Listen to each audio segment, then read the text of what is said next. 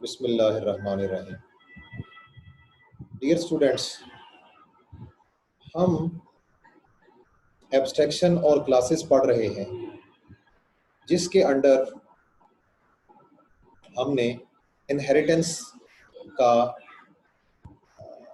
तारुफ जो है वो लास्ट सेशन में हमने 2 स्लाइड्स जो है वो इनहेरिटेंस पे पढ़ी थी और उसकी कुछ एग्जांपल्स मैंने आपको कोट की थी। इनहेरिटेंस क्या चीज़ है? यहाँ ऑब्जेक्ट ओरिएंटेड प्रोग्रामिंग में ये इसको कहा जा सकता है कि बेस क्लास से या पेरेंट क्लास से निकलने वाली हर क्लास यानी चाइल्ड क्लास या डिराइव्ड क्लास जो है वो उस पेरेंट क्लास या बेस क्लास की एक ख़ास किस्म होती है। Is a special kind, is a kind of, या उसको इज़ अ रिलेशनशिप कहते हैं। जैसे हम कह सकते हैं कि जो भी आपकी सुपर क्लास है या जो भी आपकी बेस क्लास है उससे निकलने वाली तमाम जो चाइल्ड क्लासेस हैं या डिराइव्ड क्लासेस हैं वो उसी की किस्में हैं, उसी की किस्में हैं। Is a special kind of that base class. ये चीज़ें अभी हम एक मिसाल से जो आपको स्लाइड में नज़र आ रही है इससे क्लियर कर लेते हैं। जैसे आप देख रहे हैं कि इस स्लाइड में 4 क्लासेस आपको नज़र आ रही हैं, जिनमें से जो ऊपर एक सिंगल क्लास आपको नज़र आ रही है जिसका नाम है पर्सन, ये बेस क्लास है, ये पेरेंट क्लास है। इस क्लास से निकलने वाली नीचे 3 क्लासेस आपके सामने हैं जिनमें से स्टूडेंट है, टीचर है और डॉक्टर है। तो जो पर्सन है ये हमारी बेस क्लास है या पेरेंट क्लास है, और नीचे जो 3 क्लासेस हैं वो इसी की किस्में हैं, वो इसी की काइंड ऑफ पर्सन्स हैं। Student is a special kind of person, teacher is a special kind of person, doctor is a special kind of person. तो हम इस तरह कह सकते हैं कि जो आपकी ऊपर बेस क्लास आपको नज़र आ रही है ये हमारी पर्सन क्लास, इससे निकलने वाली ये जो स्टूडेंट क्लास है और ये जो टीचर क्लास है और ये जो डॉक्टर क्लास है ये इसी की स्पेशल काइंड है। अब हम इसके एट्रीब्यूट्स को और इसके बिहेवियर को देख लेते हैं। पर्सन जो क्लास है इसमें नेम, एज और जेंडर, ये 3 एट्रीब्यूट्स हैं, और ईट और वॉक ये 2 इसके बिहेवियर हैं या फंक्शंस हैं। इसी तरह से अब हम एक एक करके जो चाइल्ड क्लासेस हैं उनके एट्रीब्यूट्स और बिहेवियर्स को देखते हैं। स्टूडेंट जो होगा उसमें ये तीनों नेम, एज और जेंडर भी एट्रीब्यूट्स होंगे क्योंकि ये इनहेरिट कर रहा है, ये इनहेरिट कर रहा है पर्सन से। ये तीनों एट्रीब्यूट्स ये इसको विरासत में मिल रहे हैं, ये इनहेरिट कर रहा है। प्लस इसमें 2 और हमने एट्रीब्यूट्स अपनी तरफ से शामिल किए हैं जिसमें से एक है प्रोग्राम और दूसरा है स्टडीजियर। तो आपको अंदाजा हुआ कि इनहेरिटेंस कितनी पावरफुल चीज़ है कि ऊपर जो पर्सन हमारे पास क्लास है उसके तीनों एट्रीब्यूट्स जो नीचे स्टूडेंट क्लास है उसने बाय डिफ़ॉल्ट इनहेरिट कर लिए हैं, और उसमें मज़ीद 2 हमने और एट्रीब्यूट ऐड कर दिए हैं, प्रोग्राम और स्टडीजियर। अब इसमें कुल मिलाकर 3 और 2 5 एट्रीब्यूट्स हो गए हैं, और ये 5 एट्रीब्यूट्स स्टूडेंट क्लास के ज़रिए हम जो है इसको मैनेज कर सकते हैं। यही इनहेरिटेंस है और यही इसकी खूबसूरती है कि जो आपकी बेस क्लास होती है या जो आपकी पेरेंट क्लास होती है, इस क्लास में से जितने भी एट्रीब्यूट्स और इसके फंक्शंस होते हैं वो चाइल्ड क्लास को बाय डिफ़ॉल्ट मिल जाते हैं। प्लस उसमें आप अपनी तरफ से भी एडिशन कर सकते हैं, एक्सटेंड कर सकते हैं उसको। और इसके अलावा स्टूडेंट में 2 इसके बिहेवियर फंक्शंस हैं जिसमें स्टडी और हेल्ड एग्जाम्स, ये 2 फंक्शंस हैं जो कि पर्सन क्लास के अलावा हमने इस क्लास में नए डिफाइन करने हैं। वो ईट और वॉक भी इसको इनहेरिटेंस में मिलेंगे, ये इनहेरिट करेगी, प्लस ये 2 और फंक्शन जो हैं स्टूडेंट की क्लास में हमने ऐड करने हैं। इसी तरह से टीचर में डेजिग्नेशन और सैलरी 2 एट्रीब्यूट्स हम नए ऐड करेंगे, प्लस वो 3 वाले जो ऊपर हैं वो इसको इनहेरिट होंगे। इसी तरह से ईट और वॉक के अलावा इसमें टीच और टेक एग्ज़ाम, ये 2 हम जो है ये नए इसमें फंक्शंस ऐड कर सकते हैं। इसी तरह डॉक्टर में डेजिग्नेशन और सैलरी नेम, एज और जेंडर के अलावा हम इसमें नए ऐड करेंगे। इसी तरह से चेकअप और प्रेस्क्राइब, ये दो फंक्शंस हैं जो हम ईट और वॉक के अलावा इसमें डॉक्टर वाली क्लास में पेरेंट क्लास के अलावा अपनी तरफ से डिफाइन करेंगे। अब इसका लुब्बे लुबाब ये है कि पर्सन जो है ये हमारी बेस क्लास हो गई और इसको इनहेरिट कर रही है स्टूडेंट, टीचर और डॉक्टर की क्लासेस। यानी हमारी जो पेरेंट क्लास है वो पर्सन क्लास है और जो हमारी बेस क्लास है वो है स्टूडेंट, टीचर और डॉक्टर। तो ये तीनों जो क्लासेस हैं, these are special kind of persons.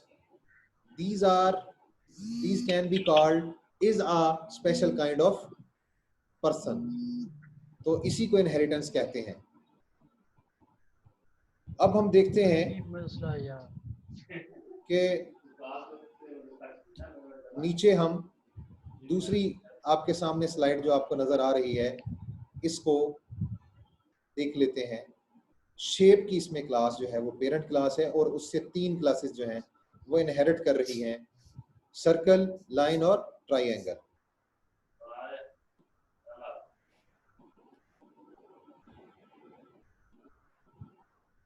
तो जो हमारी शेप की क्लास है इसको आप देख रहे हैं, ये आपको स्क्रीन शेयरिंग में नजर आ रही है कि शेप की क्लास में दो एट्रीब्यूट्स हैं जिनमें से कलर और कोऑर्डिनेट्स, ये दो हमारे एट्रीब्यूट्स हैं जो कि शेप की क्लास में हमने डिफाइन किए हुए हैं। इसी तरह से इसके अंदर तीन फंक्शंस हैं, ड्रा, रोटेट और सेट कलर। ये तीनों जो फंक्शंस हैं ये हमारी बेस क्लास में या पेरेंट क्लास में मौजूद हैं। अब आ जाते हैं हम इससे निकलने वाली जो तीनों क्लासेस हैं, हम कह सकते हैं कि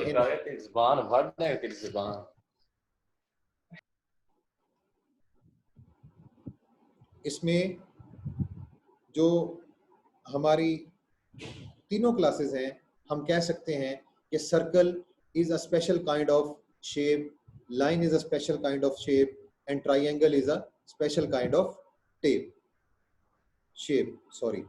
तो हम कह सकते हैं कि सर्कल, लाइन और ट्राइंगल ये तीनों जो क्लासेस हैं इन्होंने अपनी जो पेरेंट क्लास है इससे इनहेरिट किया है और ये उसी की ही किस्में हैं।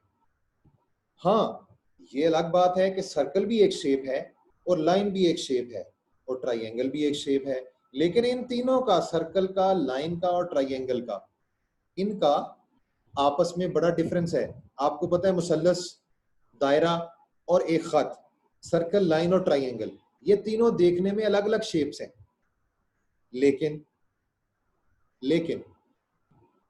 इनमें जो आपकी शेप क्लास है, जो आपकी बेस क्लास है, उसकी सारी खूबियां मौजूद हैं तीनों में, क्योंकि ये उससे इनहेरिट कर रही हैं। प्लस जो सर्कल की क्लास है उसमें चूंकि वो दायरे को रिप्रेजेंट कर रही है तो दायरे से रिलेटेड उसके अंदर एट्रीब्यूट्स भी होंगे और बिहेवियर भी होगा। यानी रेडियस, आपको पता है हर सर्कल का रेडियस होता है और एक सेंटर भी होता है, सेंटर के कोऑर्डिनेट्स होते हैं, तो आप इसमें सेंटर को भी शामिल कर सकते हैं और रेडियस भी इसके अंदर शामिल है। आप सर्कल को ड्रा कर सकते हैं, सर्कल का एरिया, सरकमफ्रेंस और बहुत सारी चीजें आप इसमें कर सकते हैं। लेकिन ये बात याद रहे कि सर्कल जो है इसने कलर और कोऑर्डिनेट के दोनों एट्रीब्यूट्स अपनी बेस क्लास से इनहेरिट किए हुए हैं, प्लस इसमें रेडियस जो है वो एक हम अपनी तरफ से शामिल कर रहे हैं। अब आ जाते हैं हम लाइन की तरफ।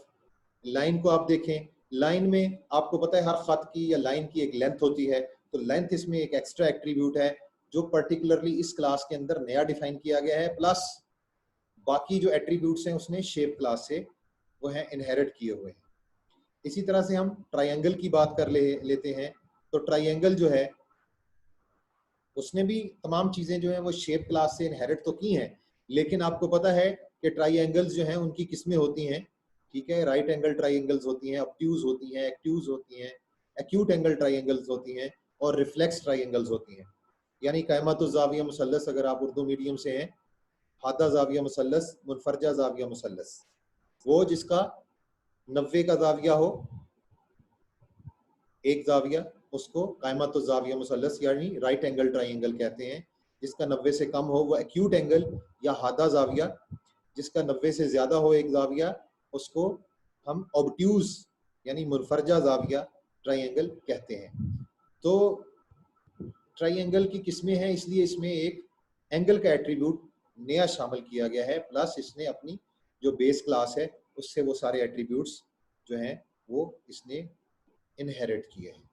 ये तो हमारी सादा सी डिस्कशन हो गई कि इनहेरिटेंस क्या चीज़ है, कि इनहेरिटेंस को is a type of relationship कहते हैं। जैसे सर्कल, लाइन और ट्राइंगल, इनको कह सकते हैं circle is a kind of shape, line is a kind of shape and triangle is a kind of shape. तो इस स्लाइड से आगे बढ़ते हैं हम और अगली स्लाइड पे चलते हैं कि इनहेरिटेंस के हमें जो है फायदे क्या हैं, व्हाट आर द एडवांटेजेस जिससे जो हमें इनहेरिटेंस को यूज करते हुए मिलते हैं। हम क्यों इनहेरिट करते हैं क्लासेस को, कोई बेस क्लास किसी की क्यों मुकर्रर करते हैं? इसका सबसे बड़ा फायदा कोड रीयूज। कोड रीयूज से क्या मुराद है कि आपने जो बेस क्लास है उसमें जितनी भी कोडिंग की है उसको आप रीयूज कर सकते हैं। जो कोई कोड आपने जितना भी बेस क्लास में लिखा है वो सारे का सारा आपको चाइल्ड क्लास में अवेलेबल होता है, प्लस आप अपनी तरफ से भी कोड लिख सकते हैं। यानी आपको बार बार कोड लिखने की एफर्ट नहीं करनी पड़ती। अगर आप चाहते हैं कि आप किसी भी क्लास को इनहेरिट करें तो उसके अंदर जो लिखा लिखाया कोड है वही आप दोबारा इस्तेमाल कर सकते हैं। तो ये है रीयूज। इससे वक्त बचता है, ठीक है, इससे आपका कोड जो है उसमें एफिशिएंसी आती है, उसको डीबग करना आसान होता है, उसमें से खामियां उसकी दूर करना आसान होता है, उसकी टेस्टिंग आसान होती है, उसको लोकेट करना आसान होता है। तो ये है रीयूज का फायदा। दूसरा इसका फायदा है कि अगर आप इनहेरिटेंस जो है उसको इस्तेमाल करते हैं तो इससे रेपिटेशन ऑफ कोड या रिडंडेंसी जो है आपके कोड में से वो आप रिमूव कर सकते हैं। आपको रिडंडेंट क्लासेस लिखने की जरूरत नहीं है कि आपने एक शेप क्लास किसी और जगह पर लिखी है तो अब आप वही शेप क्लास जो है वो किसी दूसरी जगह पर इस्तेमाल करना चाहते हैं तो आपको बार बार वो क्लास नहीं लिखनी पड़ेगी, आप उसको इनहेरिट कर सकते हैं, आप उसको एक्सटेंड कर सकते हैं। यानी रिडंडेंसी या रेपिटेशन ऑफ कोड जो है वो इससे खत्म हो जाती है। इसके अलावा जब आप इनहेरिट कर रहे होते हैं तो आपको पता होता है कि मैंने कौन सी क्लास जो है किस क्लास से इनहेरिट की है, तो वो जो आपकी हायरार्की होती है उसको मेंटेन करना आपके लिए आसान होता है। आपके कोड की मेंटेनेंस जो है वो आसान हो जाती है, मेंटेनेबिलिटी जो है वो आपकी इंक्रीज हो जाती है। तो ये तीन इसके मेजर इनहेरिटेंस के एडवांटेजेस हैं। तो अभी मैंने जैसे आपको बताया इस स्लाइड में रीयूज के बारे में बताया गया है कि हम क्या करते हैं कि किसी पहले से मौजूद क्लास की अगर आपको फंक्शनैलिटी चाहिए तो आप उसको इनहेरिट करवा लें, तो रीयूज हो गई, ठीक है। हाँ, आप चाहते हैं कि आप पहले से मौजूद किसी क्लास को इनहेरिट तो करना चाहते हैं और उसमें मजीद भी कुछ आप अपनी तरफ से ऐड करना चाहते हैं, तो इसका हल भी इनहेरिटेंस है। आप उसकी मॉडिफिकेशन भी उसके अंदर कर सकते हैं। आप एक क्लास नई बनाइए, उसको बेस क्लास से इनहेरिट कर लीजिए और इनहेरिट करने के बाद आप उसको उसके अंदर अपनी तरफ से नई फंक्शनैलिटी जो है वो ऐड कर सकते हैं। तो जैसे रीयूज की एग्जांपल देख लें, आपने वही शेप वाली और सर्कल और लाइन और ट्राइंगल वाली मिसाल देख लें कि शेप जो है उसमें सिर्फ कलर और कोऑर्डिनेट्स हैं, ड्रा है, रोटेट है और सेट कलर है, ये तीन उसके फंक्शंस हैं और ऊपर दो एट्रीब्यूट्स हैं। लेकिन नीचे जो क्लासेस हैं हर किसी का दायरा है यानी सर्कल है तो उसका अपनी उसकी शेप है, खत है या लाइन है तो उसकी अपनी शेप है, मुसल्लस या ट्राइंगल है तो उसकी अपनी शेप है। तो आप इन तीनों को अलग-अलग से मॉडिफिकेशन इसके अंदर कर सकते हैं। तो ये अगली स्लाइड जो है इसको आपने खुद देखना है। तो हम जो है अपने इस सेशन को कंक्लूड करते हुए अपनी आखिरी दो स्लाइडों को देखते हैं कि C++ में किसी क्लास को कैसे डिफाइन करते हैं। तो आपको ऊपर नजर आ रहा है कि आप ये हैश इंक्लूड आयोस्ट्रीम जो है ये बेसिकली डेव C++ का कोड है। तो इसमें आप पहले नंबर पे ये फाइल इंक्लूड कर लेंगे, उसके बाद यूजिंग नेम स्पेस स्टैंडर्ड ये डेव C++ के लिए लिखते हैं। यहाँ पर हम आते हैं, दिस इज क्लास। क्लास आपको पता है क्लास का जो लफ्ज है ये कीवर्ड है, ये रिजर्व वर्ड है C++ का। उसके आगे ये स्टूडेंट, तो तो आपको नजर आ रहा है ये स्टूडेंट का जो लफ्ज है ये क्लास का नाम है। ये क्या है? ये क्लास का नाम है। ये मैंने अपनी तरफ से लिखा है। आप भी अपनी तरफ से जो भी क्लास बनाना चाहते हैं उसका नाम यहाँ पे लिख सकते हैं। और अगेन क्लास का नाम लिखने के क्या रूल्स हैं? वो वही रूल्स हैं जो आपने आइडेंटिफायर्स में पढ़े थे कि आइडेंटिफायर को कैसे आपने लिखना है, नया आइडेंटिफायर कैसे बनाना है। वो शुरू में मैंने आपको शुरू के लेक्चर्स में जो आपको रूल्स बताए थे वही यहाँ पर जो है वो अप्लाई होंगे। उसके बाद ये हमारे पास प्राइवेट एरिया है, तो कि आपके कितने प्राइवेट जो है एट्रीब्यूट्स होंगे और कितने पब्लिक होंगे। ये एक्सेस स्पेसिफायर है, प्राइवेट, पब्लिक और प्रोटेक्टेड। आगे आने वाली क्लासेस में इस पे मजीद बात करेंगे। फिलहाल आप यही समझ लें कि ये आपके जो है एक इंटीजर वेरिएबल है जिसका नाम आईडी और एक स्ट्रिंग टाइप की का वेरिएबल है जिसका नाम है नेम। तो ये हम जो है ये क्लास के डाटा मेंबर्स हैं। तो इसके बाद हमारे पास कुछ पब्लिक जो है वो फंक्शंस हैं। पब्लिक वो डाटा होता है जो हम आप क्लास के बाहर जो है किसी दूसरी क्लासेस में हम एक्सेस कर सकते हैं। तो इसके अंदर आप देख रहे हैं कि एक वॉइड टाइप का हमने फंक्शन बनाया है जिसका नाम है इंसर्ट, और उसमें दो पैरामीटर हैं, एक इंटीजर आई और एक स्ट्रिंग एन। तो इसके अंदर हम दोनों जो उसके एट्रीब्यूट्स हैं उनको इनिशियलाइज कर रहे हैं। इसी तरह से वॉइड टाइप का एक फंक्शन है डिस्प्ले, और डिस्प्ले के अंदर हम सी आउट की कमांड लिख के वही दोनों एट्रीब्यूट्स जो हैं वो स्क्रीन पे डिस्प्ले करवा रहे हैं। अगेन मैं आपको अगेन दोनों स्लाइड्स दिखा देता हूँ। पिछली स्लाइड पे आते हैं कि C++ में एक क्लास को कैसे लिखते हैं। ये ऊपर वाली जो दोनों लाइनें हैं ये तो हर प्रोग्राम में आपको पता है लिखनी पड़ती हैं। यहाँ पर आप क्लास लिखेंगे, ये रिजर्व वर्ड है, ये कीवर्ड है। उसके बाद क्लास का नाम आएगा, उसके बाद करली ब्रेसेस। करली ब्रेसेस आपको पता है एक्सेस स्पेसिफायर होते हैं, ये डिलिमिटर्स भी इसको कहते हैं। उसके बाद है प्राइवेट, ये आपका वो डाटा है जो बाहर की दुनिया से एनकैप्सुलेट हो जाएगा। इस पे आने वाली लेक्चर्स में हम बात करेंगे। दो हमारे पास ये वेरिएबल्स आ गए, ये इसके डाटा मेंबर्स हो गए जो मैंने शुरू में आपको बताया था। उसके बाद आगे अगली स्लाइड पे ये दो हमारे पास बेटा फंक्शंस आ गए, ये इसके बिहेवियर हो गए, ये इसके फंक्शंस हो गए या इसके मेंबर फंक्शंस हो गए। तो क्लास जो है ये स्टूडेंट की क्लास मिसाल के तौर पे आपके सामने रखी गई है। इसके बाद आप देख रहे हैं कि ये आप गौर करें, ये सेमीकोलन जो है ये आपकी जो ऊपर आपने क्लास डिक्लेयर की थी उसको क्लोज कर रहा है, ये डिलिमिटर उसको क्लोज कर रहा है। और गौर करें ये सेमीकोलन हर क्लास के बाद आपने लगाना है, ठीक है। अगर आप नहीं लगाएंगे तो वो आपको एरर देगा। तो क्लास जो है उसका एंड कहाँ पे होता है? सेमीकोलन पे।